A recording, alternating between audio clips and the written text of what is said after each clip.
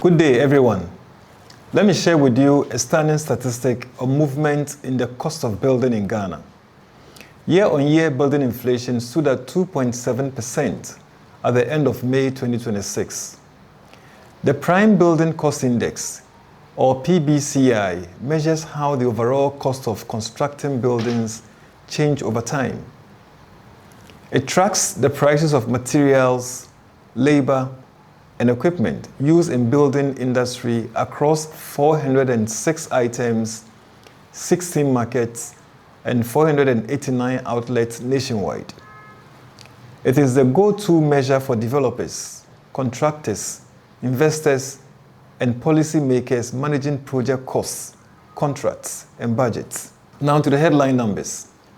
Year-on-year inflation, meaning the change in building costs compared to the same month last year, stood at 2.7% in May 2026.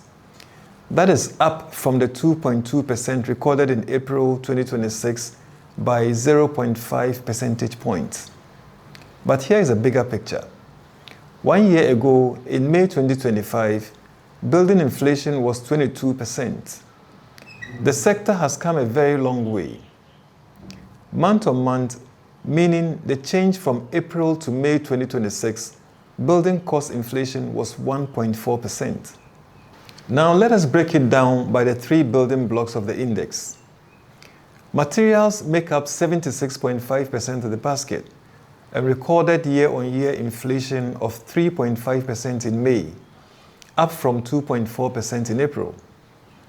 Materials are by far the biggest driver of headline building inflation. Labor, which accounts for 19.5% of the basket, has actually entered negative territory. Labor costs fell 2.0% year-on-year in May, a reversal from positive 1% recorded in April. Skilled labor fell 1.7%, and unskilled labor dropped 2.6%. This is a relief for labor-intensive projects. Plant, covering tools and equipment at 4% of the basket, accelerated sharply to 9.8% year-on-year in May, up from 4.7% in April. Small tools rose 12.6%, and equipment costs climbed 6.2%. Zooming into the subgroups, the five biggest contributors to year-on-year inflation were electrical works, contributing 63.1%, glazing 35.6%, metalwork 34.8%, plumbing 29.2%, and tiles 22%. The five subgroups with the highest year-on-year inflation rates were plumbing, roofing sheets, glazing, electrical works, and toilet accessories. On the other side, the five lowest were cement, steel, fine aggregate, unskilled labor, and skilled labor. These items dragged building inflation down.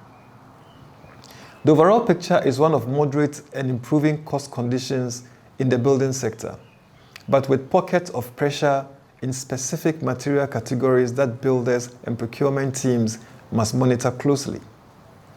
What does this mean for you? For households, building costs at a fraction of where they were a year ago. This is a favorable window to start or resume construction.